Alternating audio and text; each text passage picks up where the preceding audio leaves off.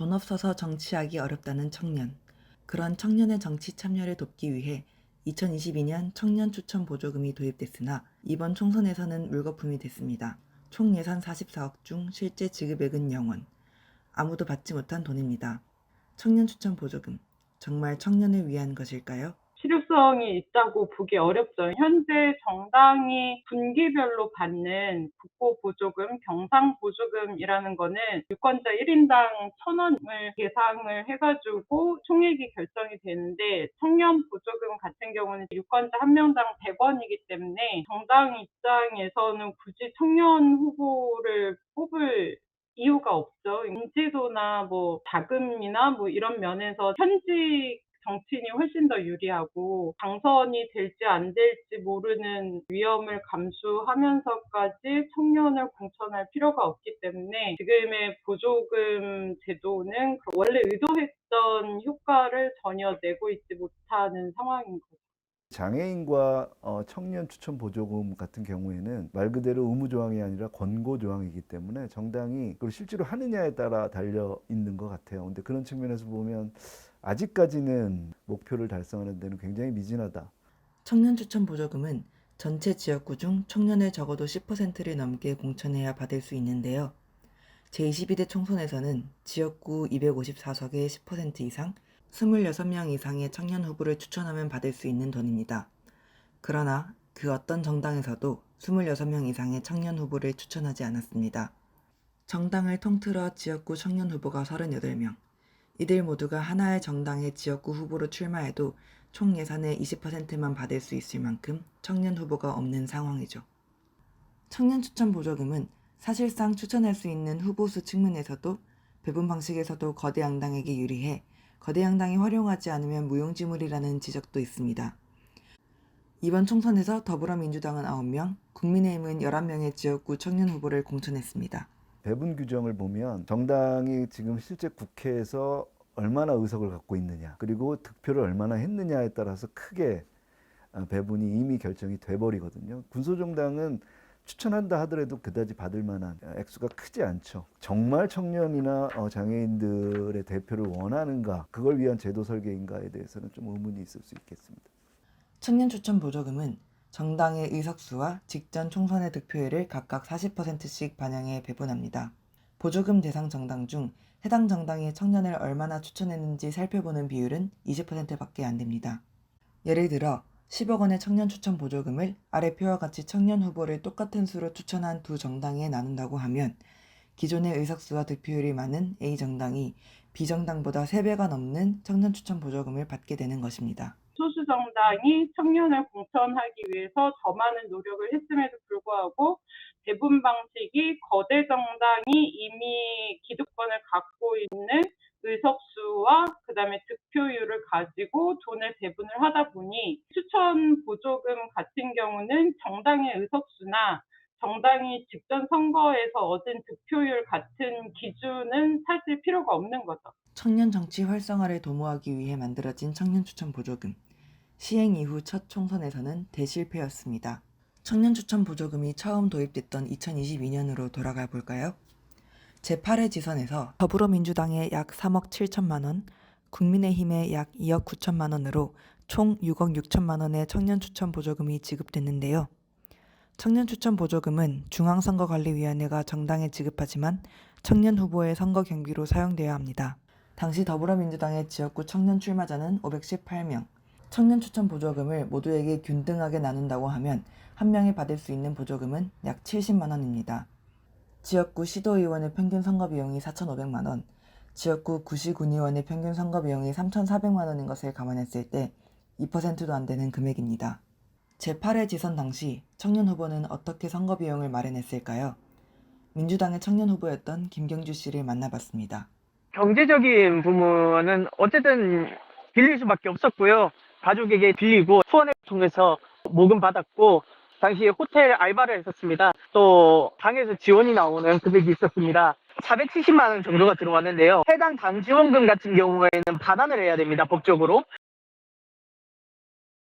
후보자가 반환을 받을 수 있는 금액은 많지가 않습니다. 15% 이상을 받으면 선거비 보전이 100% 된다고 하여서 후보자에게 무조건적으로 다 보전이 되는 항목이 아닙니다. 선거 사무실 비용이 200만 원 정도로 상당히 많이 나가고요. 선거 사무실 같은 경우는 아예 보전이 안 되고요. 제가 사용한 선거 비용은 총합해서 봤을 때 2,700만 원 정도였지만은 실질적으로 보전 받은 것은 1,300만 원 정도였습니다.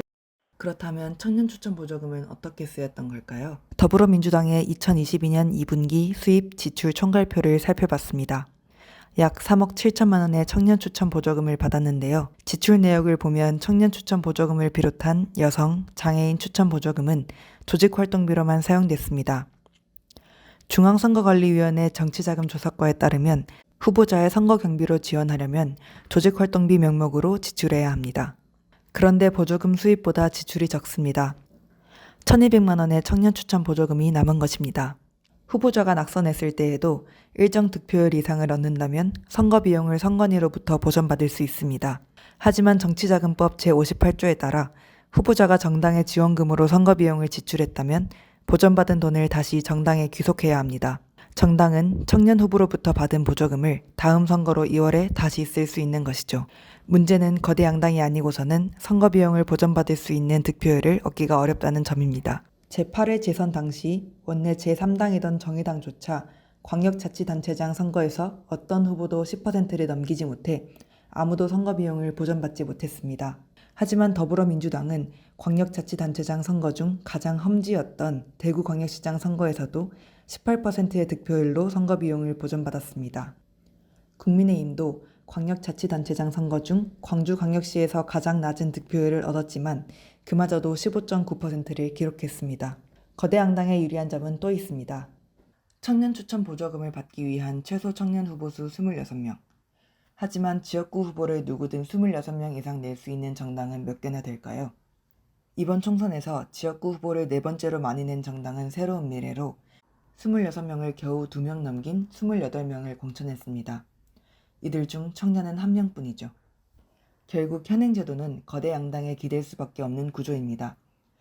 청년 정치 활성화를 위해 다른 돌파구를 찾아야 할 시점입니다. 하나의 제도가 모든 문제를 해결해주지 않는다는 점을 감안하더라도 아직은 아쉬운 점이 더 많다고 생각해요. 여성이나 청년이나 장애인, 그러니까 모든 민의를 골고루 다양하게 대변해야 되는 민의의 전당이 너무나 중년, 남성, 수도권, 스카이 이제 이런 분들로 채워지는 이걸 방지하기 위해서 보완하기 위한 제도들임에도 되게 역설적인 얘기인데 그 법을 만드는 대부분의 국회의원들이 양당 소속이기 때문에 양당에 절대적으로 유리한 법을 만들고 있는 이 구조가 있는 것 같아요. 그럼에도 불구하고 없는 것보단 낫죠. 이걸 어떻게 개선해 나가느냐의 문제인 것 같습니다.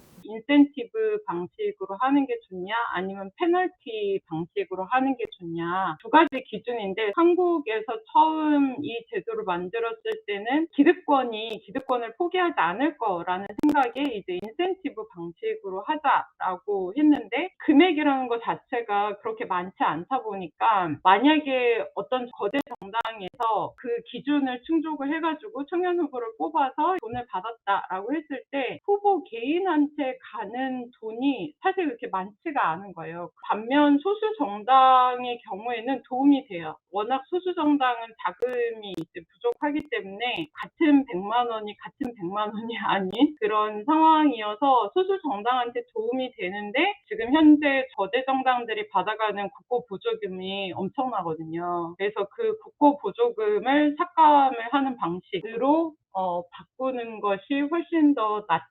유권자들의 세금이 낭비되는 걸 줄이고 뭐 이럴 수 있지 않을까라는 생각을 합니다.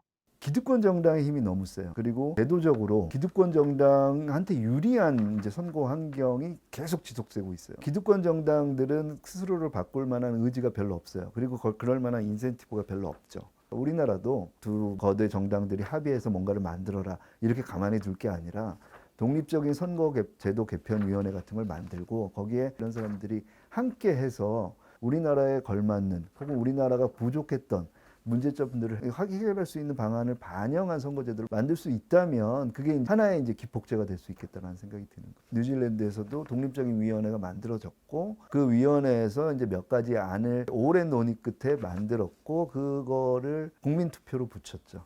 1980년대 뉴질랜드에서는 단순 다수 대표제에 대한 비판의 목소리가 커져 독립적인 기구인 선거제도 개혁을 위한 왕립위원회가 설립됐습니다. 위원회는 독일식 연동형 비례대표제와 의원 정수 확대를 제안하며 이를 국민투표에 붙이자고 했는데요. 거대 양당에 불리할 것을 우려해 당시 집권당이던 노동당이 이를 거부했으나 시민사회 영역에서 국민투표에 대한 요구가 강해졌고 1990년 총선에서 이긴 국민당이 2차에 걸쳐 국민투표를 이행하며 뉴질랜드의 선거제도 개혁이 이뤄졌습니다. 사실은 기득권 정당만의 논의에서 결정이 돼버리면 굉장히 왜곡된 형태로 진행이 될 거고, 지금 우리가 목격하고 있는 이른바 준연동형 비례대표제라고 하는 게 그거를 적나라하게 보여주는, 비례대표 얼마 46명, 47명밖에 안 되는데 그거조차도 양보하지 않겠다라는 거잖아요. 공론이나 여론의 측면에서 압박은 반드시 필요하고 학계의 압박도 필요하고 그런 공감대가 형성되는 게 중요하다. 보조금은 청년 정치의 가능성을 열어줄 뿐 정치에 필요한 돈 문제는 여전히 숙제입니다. 제21대 총선에 출마한 청년 정치인이 들였던 평균 선거 비용은 2억 원. 후보 등록을 위해 1,500만 원의 기탁금도 필요합니다. 선거에 출마하고 싶어도 돈이 없으면 피선거권을 행사하기 어렵습니다. 청년 정치인을 위해 후원금 제도의 문턱을 낮추고 범위를 넓힐 필요가 있다는 지적입니다. 정치 자금이라는 게 필요하다면 예비 후보 등록을 하고 후원회를 조직할 수 있게끔 만드는 제도적 뒷받침이 되어 있기는 하거든요. 이제 그런 제도가 좀 활성화될 필요가 있는 거죠. 제 개인적인 생각이지만 많이 오픈을 해야 된다는 생각이 들어요. 왜냐하면 후원회가 없으면 자기 돈으로 정치를 해야 되는데, 그렇게 되면 뭐 돈 있는 사람들만 정치를 할 것이고, 당연히 가운의 측면에서 취약한 청년 계층들은 대표가 되기 굉장히 어렵기 때문에 정치자금 후원을 모금할 수 있다면 개방을 하고 거기에 대해서는 나름대로 이제 재량권을 충분히 주고, 다만 후원된 정치자금을 어디다 썼는지, 어떻게 모금을 했는지는 철저하게 공개하고, 그 두 가지가 같이 가야 된다라는 거죠. 제가 국회의원이 되기 전에 지방선거에 나가는 청년들을 금전적으로 지원하기 위해서 청년정치 펀드 같은 거를 만들어서 이제 활용을 할 수 있도록 했었어요. 말하자면 일종의 크라우드 펀딩이죠. 청년정치가 필요하다라고 하는 한국 사회의 가치에 초점을 맞춰서 플랫폼을 자기가 운영하는 수고를 덜면서 모금을 할 수 있게 된다는 점에서 참여했던 청년 정치인들이 되게 고마워했던 기억이 있는데요. 이런 방식의 제3섹터 내지는 이제 민간 영역에서, 비영리 영역에서 청년들을 돕는 것도 하나의 방법일 수 있는 것 같아요. 국회의원들은 1년 내내 계속 후원금을 모금할 수 있는데, 국회의원이 아니면 기초랑 광역의원도 후원금 모으는 게 쉽지 않아요. 모을 수 있는 후원금 규모도. 국회의원 같은 경우는 원래 평소에는 1억 5천을 모을 수 있다라고 하면 선거 기간은 2배를 더 모을 수 있도록 규정을 하고 있기 때문에 현역이냐 아니냐에 따라서 후원금을 모금할 수 있냐 없냐라는 이 규정이 사실 사라져야 돼요. 후원을 한다는 거는 자기 세력을 모으는 거기도 하거든요. 시민들 입장에서도 현역 의원이 아니라 이 당에서 열심히 뛰고 있거나 내가 눈여겨보는 시민 정치인이 있는데 그 사람한테 좀 힘을 실어주고 싶다. 근데 평소에는 후원을 할 수가 없는 거죠. 신인 도전하는 사람들도 만나고 이런 거 해야 되는데 자기 생계 유지도 해야 되는 그 이중고에서 조금 더 자유로워지기 위해서는 현역 의원과 마찬가지로 후원금을 모금해가지고 정치 활동을 할 수 있도록 하는 게 중요하고요. 정치자금법 법률안이 일부 개정되면서 오는 7월부터 지방의회 의원도 상시적으로 후원회를 둘 수 있게 됐습니다. 현직 의원이 아닌 이들은 선거에서 예비 후보자로 등록한 때부터 후원회를 설립할 수 있는데요. 예비 후보자 등록 날짜를 앞당기는 등 규제를 완화해야 한다는 목소리도 있습니다. 돈 문제만 해결되면 청년 정치는 활성화될 수 있을까요?